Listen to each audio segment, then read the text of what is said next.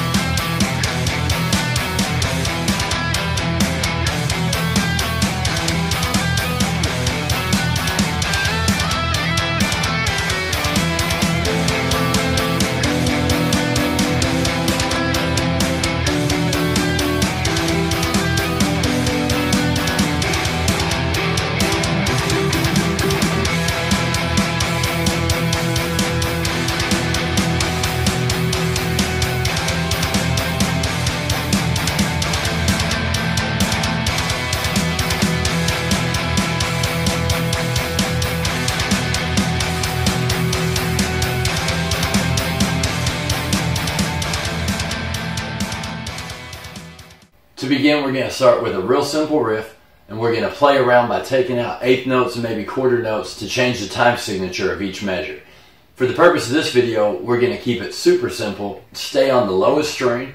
It's going to be steady eighth notes with the occasional gallop. Larry's going to go ahead and count out once I get started.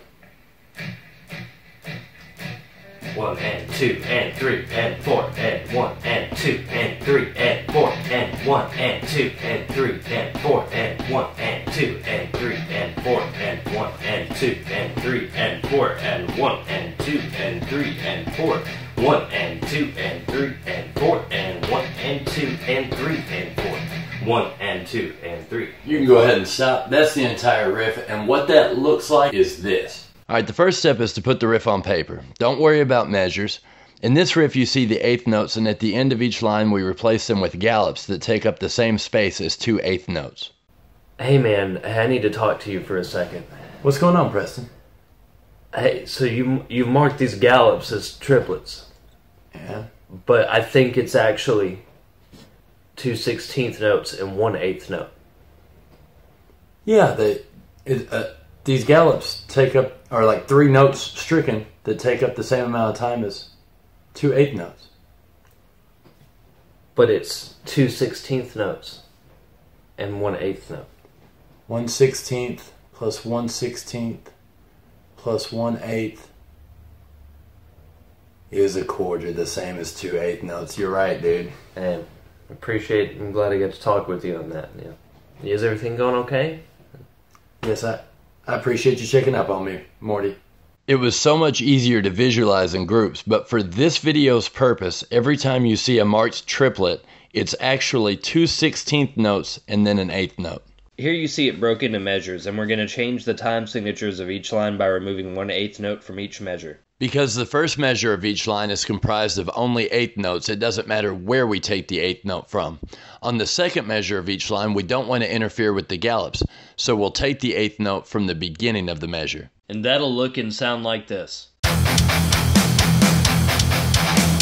Now remember, a measure of 4/4 consists of 8 eighth notes, so when we take one away, it makes 7 8.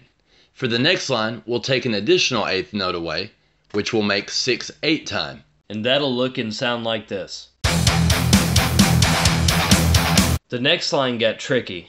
We wanted to move to 5 8, but we didn't want to lose any of our gallops. The circles represent which eighth notes would have been taken away.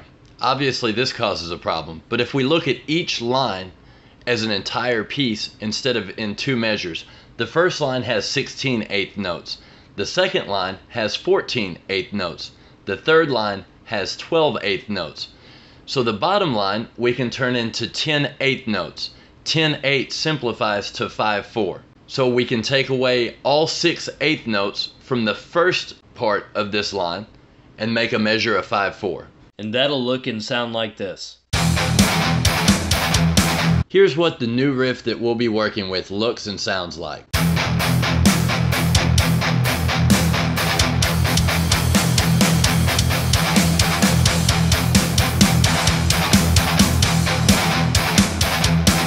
But Mike, that didn't sound very musical. You're right, Otis, and that's where the fun part of this songwriting exercise begins. Alright, great, let's get started. We've removed all of the measure markings. Now we're going to take this guitar riff and lay it out over a drum pattern in the most common time signature, 4/4. To make it sound even more musical, we're going to add kick drums for every gallop in the guitar riff. Hey, so what's going on with that half measure at the end? Just like you described, there was only 4 eighth notes left. 4 out of 8 is half. Half of a measure of 4/4 is 2/4. And that'll look and sound like this.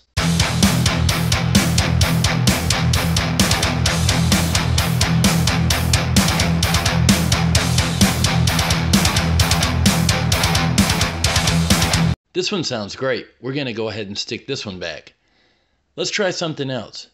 The next most commonly used time signature is 6/8. But Mike, there are 52 eighth notes. And 6 doesn't go into 52 evenly. Hey, good point, Nolan.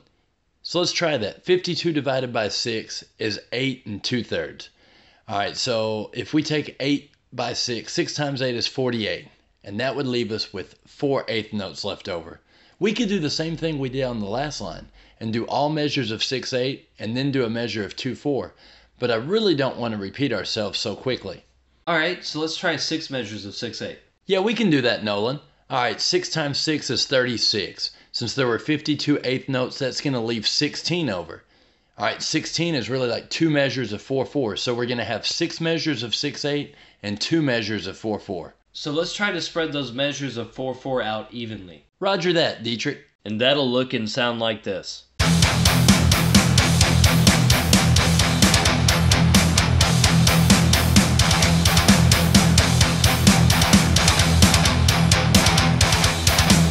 Mike, what's one of the least common time signatures? That's a great question, Chip.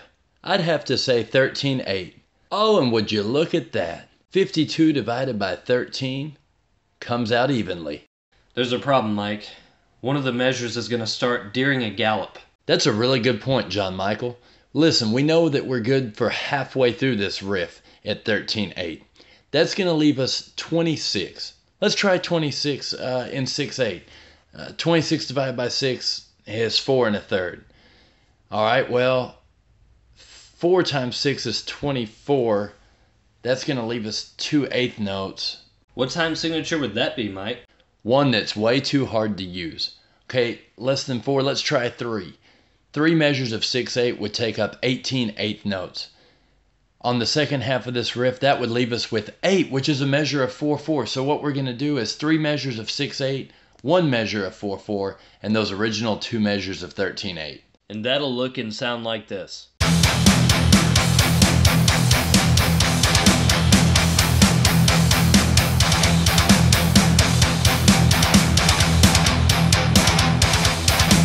So now we have 3 distinctly different rhythm sections with different drum parts that accentuate different time signatures that are all making use of the exact same guitar riff that we put together at the beginning of this exercise.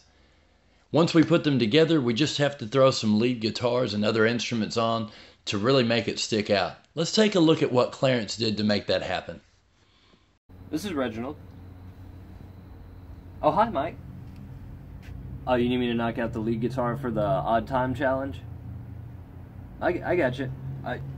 You need it done in an hour? Yeah, that's no problem at all. I got you.